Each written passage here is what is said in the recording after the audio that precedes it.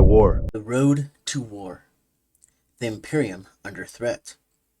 The Imperium of Man is vast, consisting of over 1,000,000 worlds scattered the length and breadth of the galaxy. It is the greatest empire in human history, and as a great empire, the casual observer might think that the Imperium is strong enough to resist and defeat any threat. But it is not so. In truth, the Imperium is failing. The galaxy is a dark and terrible place, filled with bloodthirsty aliens, malign powers, and horrors too terrible to name. Beset by external wars and internal divisions, the Imperium of Man must constantly fight for survival. The continued maintenance and protection of the Imperium is governed by the Adeptus Administratum, a vast and labyrinthine bureaucracy centered on Terra, from which every segmentum, sector, subsector, and solar system is run. The task is vast and complex, so complex that the administratum cannot control every aspect of it. Within the administratum, suborganizations have their own areas of responsibility. One of the largest of their organizations is the Departamento Monetarium, which oversees the supply of men and material to the Imperium's largest armed force, the Imperial Guard. In itself, this is a task of epic proportions. The Imperial Guard is a fighting force consisting of billions of men and millions of fighting vehicles. It is deployed to war zones and garrisons across the galaxy. At any one time, the Imperial Guard might be engaged in thousands, maybe tens of thousands of conflicts, all of which need supplying. As the Departamento Monitorium labors to meet these demands, the threat to the Imperium's continued existence is growing. As the end of the 41st millennium grew closer, the omens of a new and terrible threat to the Imperium began to grow. Within the Eye of Terror, where warp space and real space overlap, and the worshippers of chaos gods rule, the War Master of Chaos, Abaddon, the Arc-Traitor Destroyer of Worlds, was making his plans and gathering his strength for a new assault upon the Imperium and its false emperor. Driven by the bloody desires of his insane gods and the thirst for vengeance which had not been quenched by 10,000 years of war, Abaddon's 13th Black Crusade was mustering its forces. Secure within the Eyes of Terror, when Abaddon's storm broke, it would be the largest Black Crusade yet. Abaddon would unleash his diabolical forces from within the Eye with the objective of capturing the Cadian Gate. The Cadian Gate is the only stable passage from the Eye of Terror, and the most direct rule between the Eye and the center of the Imperium, Holy Terra. Abaddon's ultimate objective, like that of Horus, his master before him, is the overthrowing of the Emperor's rule and the destruction of the Imperium. To do this, he must eventually assault Terra.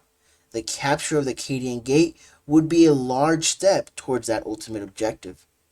But the Cadian Gate is a linchpin in the strategic defense of Holy Terra. Cadia is a bastion world, the most militaristic in the Imperium, a hugely strong fortress world protected by fleets of the Imperial Navy, orbited by powerful battle stations, and defended by the strongest bastions, garrisoned by regiments of hardy Cadian shock troops. The surrounding worlds are also well protected and garrisoned.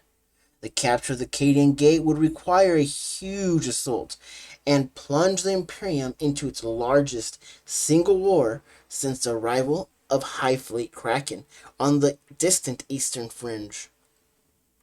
When Abaddon's crusade struck, it would be a war that required the full weight of the Imperium's resources to win. It would be a battle of titanic proportions. War on such a massive scale does not come secretly or by surprise. The Imperium is not completely blind to events within the Eye of Terror. Sages and seers were forecasting dire warnings long before Abaddon launched his crusade. Omens taken from the Emperor's Tarot predicted the threat. Raids were increasing around the Eye of Terror. The Adeptus Mechanicus Exploritas launched null ships deep into the Eye of Terror to send back information about events inside. What they found sent shockwaves through the upper echelons of the Imperium. The 12 High Lords of Terra, the council that rules the Imperium in the Emperor's place, long debated what course of action to take. It was clear that the defenses must be strengthened, reserves must be found, weapons, ammunition, and supplies stockpiled on armory worlds. Across Segmentum Obscurus, Space Marine chapters must be readied and positioned to respond to the attack. Wherever the hammer blow fell, the Imperial Guard must first hold, and then drive back the followers of chaos.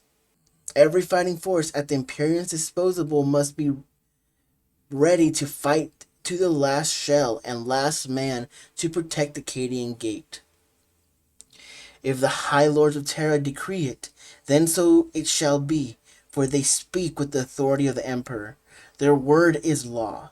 The Administratum set about the task of preparing the Imperium for another great war. Styges 8 Forge World. Abaddon's 13 Black Crusade would indirectly affect every part of the Imperium, whether it was demands for new Imperial Guard regiments, increased tithes, or higher productions from the Forge Worlds to meet supply demands. Abaddon's ambition could be likened to throwing a stone into a pond, where the ripples stretched out to the far corners of the galaxy. Styges 8 is one of the greatest Forge Worlds, and one of Adeptus Mechanicus' largest research and production facilities. In productivity, Styges 8 stands in the second tier of Forge World, with Mars alone on the top tier. Situated in the Vulcanus system and covering the entire surface of the eighth moon of the ringed gas giant Styges, the Forge World is one of the most productive in Ultima Segmentum and of great importance to the Imperium's war efforts. As a Forge World, Styges 8 does not pay tithes to the Administratum. Instead, it is bound to supply arms, munitions, and equipment to the Departamento Minitorum for use by the Imperial Guard. This is a very important task. Productivity is carefully monitored to meet demands forecast. Itself something of an arcane art practiced by the Adeptus Mechanicus Logis. Should the Forge World fall behind, it might have serious consequences in the future when, in some far-off war zone, the ammunition or replacement weapons begin to run out. The Departamento Minitorium spends a lot of its time and resources making sure this does not happen. Carrying the authority of the Master of the Administratum, Departamento Minitorium officially arrived on Styges 8 with a new set of production figures and targets. The forecast of a coming Black Crusade meant many new Imperial Guard regiments were being raised, and these fighting men needed equipping. The rulers of Styges 8 and a high prefect of the Departamento Minitorium held long councils to discuss the new requirements. At this council, Styges 8 argued that if production was to be increased, then more refined and raw materials would need to be found. The lifeblood of any Forge World is the material it consumes. For production on the scale of Styges 8, vast amount of minerals and chemicals are required. Mining planets across the Imperium supplies these demands. The task of finding new materials was a big one, and the Departamento officials returned to Terra to begin it. Administratum auditors set about finding where reserves had been located and cataloged, and where planetary audits suggested that extra productivity might be squeezed from refineries. It was during this process of evaluation and cross-referencing that the planet of Taros first came to administrative bureaucrats' attention. Taros was a small mining planet. It was unremarkable except for two things: the estimated size of the planet's untapped mineral wealth, and secondly, its rather too close for comfort proximity to the expanding borders of the alien Tau Empire. The Departamental Monitorium briefed a delegation to visit this backwater planet. Armed with an ancient audit report compiled in the 38th millennium by officials collecting data for just such circumstances. Auditor Prime Nemus Dree and his team of scribes and activists were dispatched to inform the planetary governor of Taros of his new increased production targets and to help organize how the targets could best be met. Dree was authorized to use a departmental ultimate sanction under the conditions of the Pax Imperialis. If the planetary governor could not or would not meet the increased targets, then he would be replaced by a new governor, one who could. The Departamental Monitorium Delegation. The man chosen to lead the delegation to Taros was Auditor Prime Nimus Dree, a functionary from the upper ranks of the Departamental Monitorium. He was accompanied by a team of record scribes and messenger ciphers. On leaving Terra, his first port of call was Styges, 8th, to collect representatives from the Forge World, including a high magos metallurgicus, an expert in the study of metals. Dree also needed to confirm his own figures and calculations with the needs of the Forge World before moving on to Taros. Given the location of Taros, an Imperial Navy escort was requested and granted for the delegation transport ships. The first Taros rulers knew about the delegation from Terra, and Styges 8th was when a transport and two Imperial Navy frigates unexpectedly arrived in system. This was a deliberate policy by Dree, not to forewarn the planetary governor, and thus give the delegation the best chance of seeing how efficiently the mining operation was currently being run. After a long and arduous warp journey, the three ships safely entered orbit around Taros. Dree's delegation boarded a flight of Aquila shuttles and transferred down to the spaceport of Taros City, Tarokeen, the planet's only city. The planetary governors, with his advisors and officials, awaited the delegation arrival and greeted them with a due ceremony. The entire entourage transferred to the governor's palace, where an official meeting was scheduled for Dree to inform the planetary governor of the administrative revised plans. After the meeting, Dree began a tour of the mining works to see for himself how the operations were conducted and interview the mine owners in person. Meanwhile, the Adeptus Mechanicus representatives would begin assessing the quality and purity of the ore currently being supplied from Taros. First investigations. Planetary Governor Lord Aulis accepted that, with the Monitorium's aid, that current productivity levels could be increased and that the new targets required to keep Styges 8th Forge World operating at its increased capacity were achievable. He promised to do all in his power to meet the targets, and in all respects was a loyal and convivial host to the Imperium's officials. To begin with, he aroused no suspicion with the delegation. It was not until Auditor Prime Dree started to visit the outlying mining sites that he started to wonder about certain aspects of the mining operations on Taros. Firstly, there were many abandoned mining sites scarring the deserts, evidence of much activity. Each time he was told that the lode or ore seam had been mined out and the operation had moved on. To the mine owners, this was evidence of industrious hard work, but to an auditor, it was a physical evidence that the planet's estimated reserves were being eaten into, or were not as large as had been originally claimed in the M38 audit. Dree's tour continued, and each mining operation seemed to be working hard. finding new lodes and blasting them out in huge strip mining operations.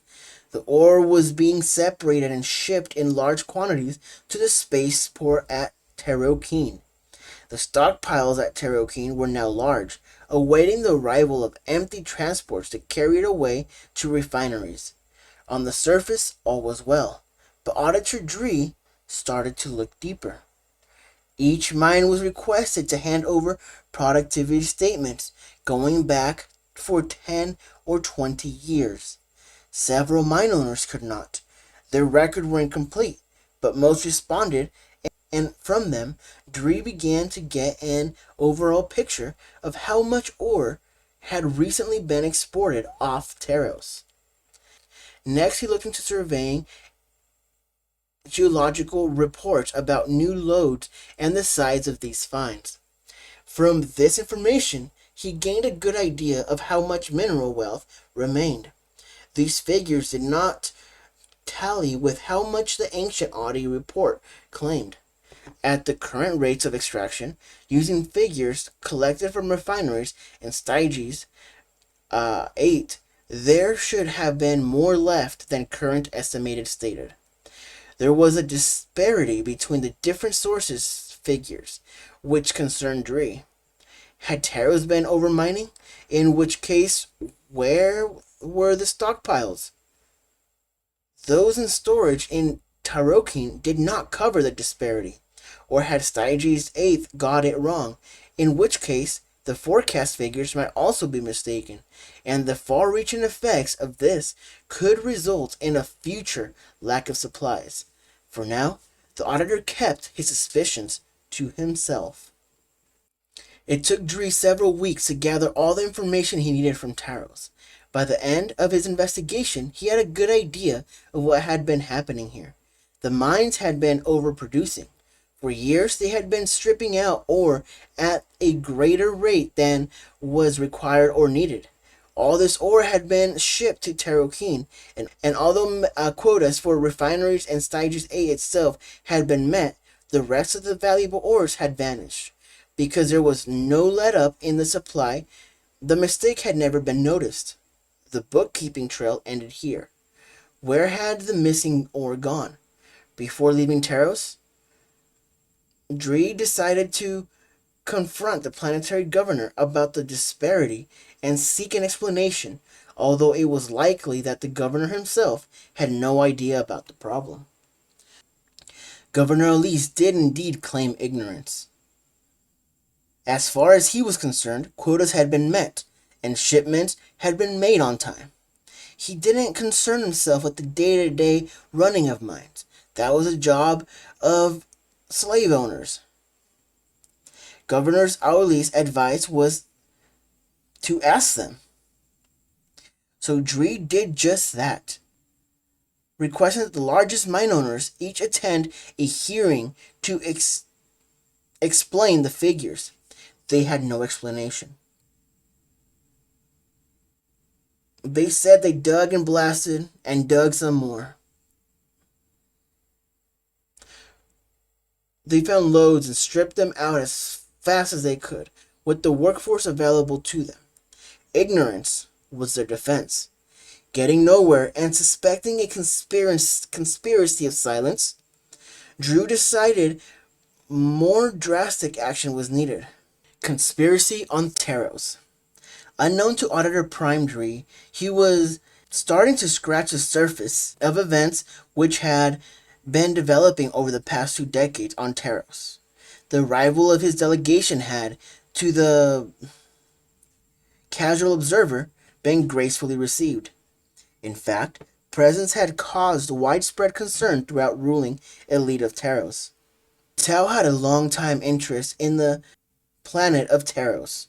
As their empire had expanded, systems had been systematically scouted for population colonization. Many had been identified as such planet was Taros.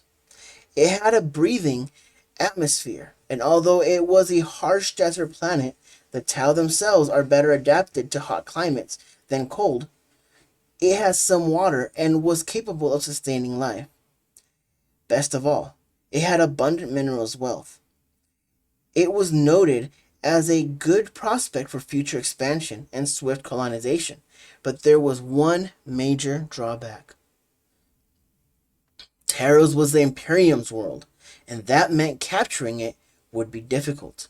Since first contact with the Imperium at Devlon, when a scout ship had been destroyed, the Tau had learned that the Imperium would not easily give up worlds claimed in the Emperor's name.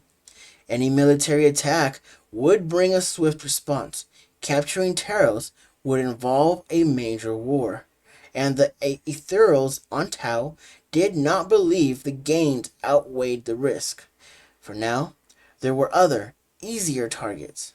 Any initial plans for a quick invasion were shelved, but Taros was not forgotten.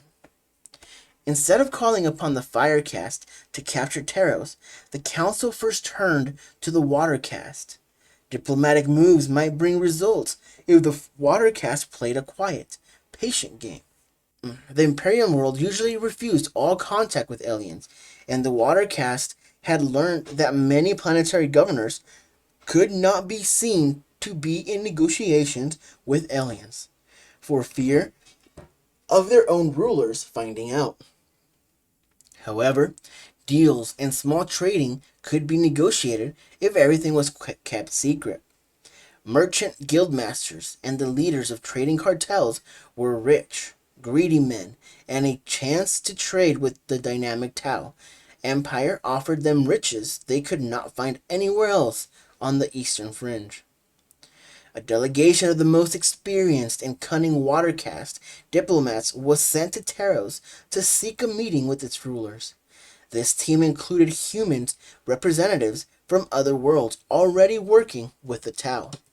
Armed with assurances that the Tau Empire had no ambitions to continue expand in this area and that Tara was completely safe from attack, the diplomats were only to seek small trading contracts.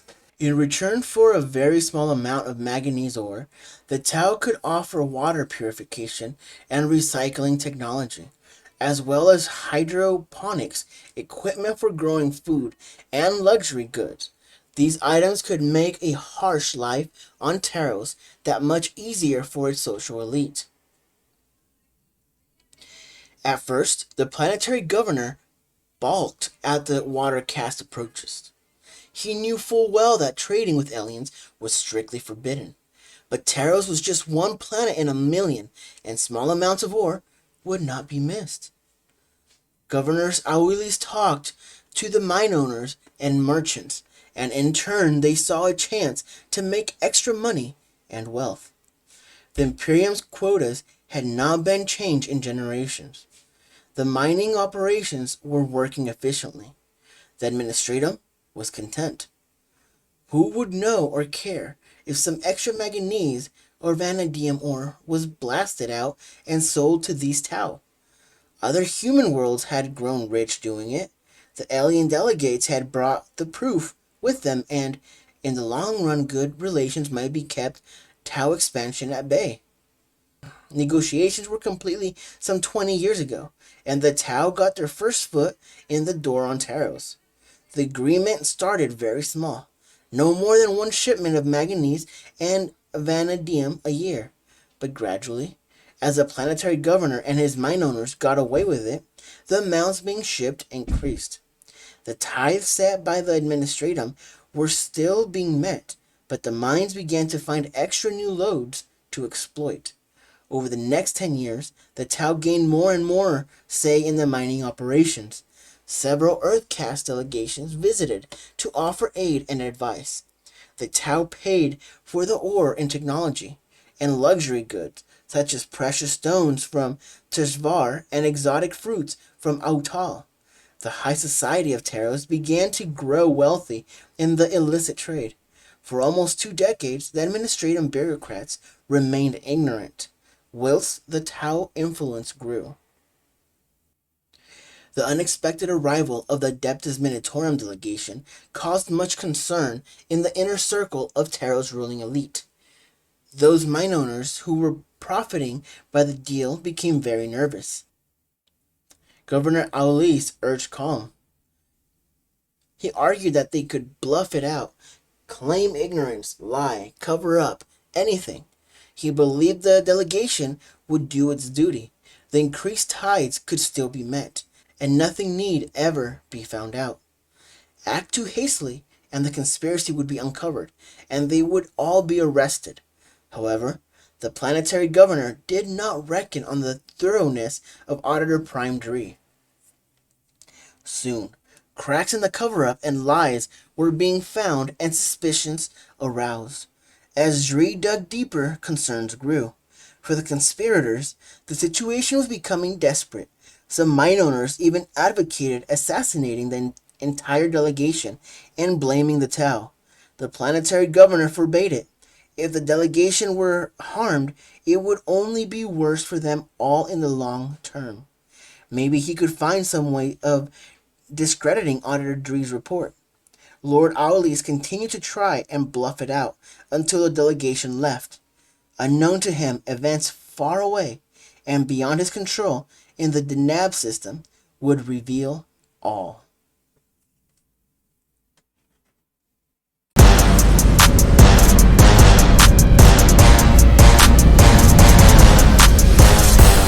Marked by war.